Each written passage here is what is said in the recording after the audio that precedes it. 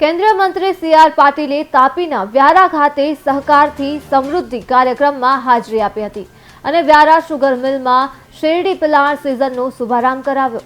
તો આ વેળાએ સરકારની પશુપાલનલક્ષી વિવિધ યોજનાઓ તથા દૂધ મંડળીમાં સોલાર પ્લાન્ટ સ્થાપવાની યોજનાના મંજૂરીપત્ર વિતરણનો પણ કાર્યક્રમ યોજાયો હતો.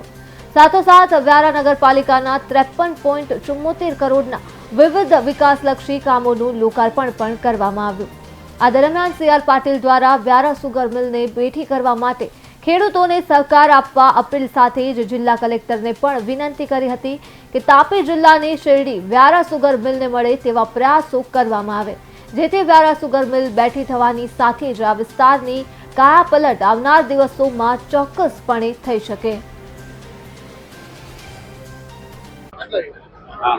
એ ઘણા સમયથી બંધ પડી હતી.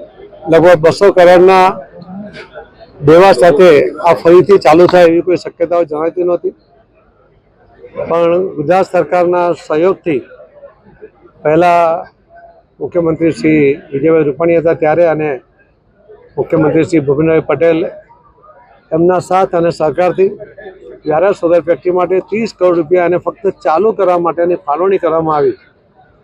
કેટલાક લોકો એ જ પૈસાથી જૂનો દેવો આપવાના મૂળમાં હતા, પરંતુ આ પૈસા સરકારે સુગર ફેક્ટરી ચાલુ થાય એના માટે ફાળવ્યા હતા ને એમણે જૂના કારોબારીને વિસર્જન કરીને નવી જવાબદારી શ્રી માનસિંહભાઈ પટેલ જે મહુવા સુગર ફેક્ટરીના ચેરમેન છે, સોમલીના ચેરમેન છે અને દક્ષિણ ગુજરાતની બધી જ સુગર ફેક્ટરીના ચેરમેનોને આ જવાબદારી આપી.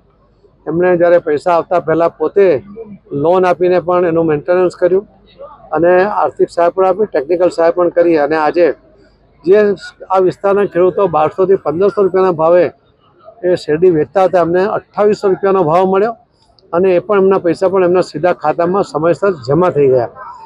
ગયા વખતે લગભગ 1.25 લાખ મેટ્રિક ટનનું પિલાણ થયું હતું. આ વખતે 4 લાખ મેટ્રિક ટનના પિલાણની શક્યતા છે અને એના કારણે આ વિસ્તારના જે શેરડી ઉત્પાદકો છે, ખેડૂત ભાઈઓ છે, એમની આવકમાં ખૂબ મોટો વધારો પણ થશે અને ફાયદો પણ થશે એવો મને વિશ્વાસ છે. ખેડૂતો અને તંત્રને શું અપીલ કરશો? ખેડૂતોને મારી વિનંતી છે કે એમણે જ્યારે શેરડીનો એ રોપણી કરે તો આ શેરડી આ જ સુગર ફેક્ટરીમાં આપે. સરકારના નિયમ મુજબ પણ એ અન્ય સુગર ફેક્ટરીને માલ આપી શકતા નથી અને આ સુગર ફેક્ટરી જ્યારે ચાલુ છે ત્યારે એને જો સતત ચાલુ રાખ્યું હશે તો એના માટે ખેડૂતોએ અન્ય જગ્યા ન આપી જોઈએ. મેં કલેક્ટરશ્રીને પણ કહ્યું છે કે એ પણ આ વિસ્તારમાંથી અન્ય કોઈ સુગર ફેક્ટરીના લોકો શેરડી ના લઈ જાય એના માટેની પણ તકેદારી રાખે. Thank you.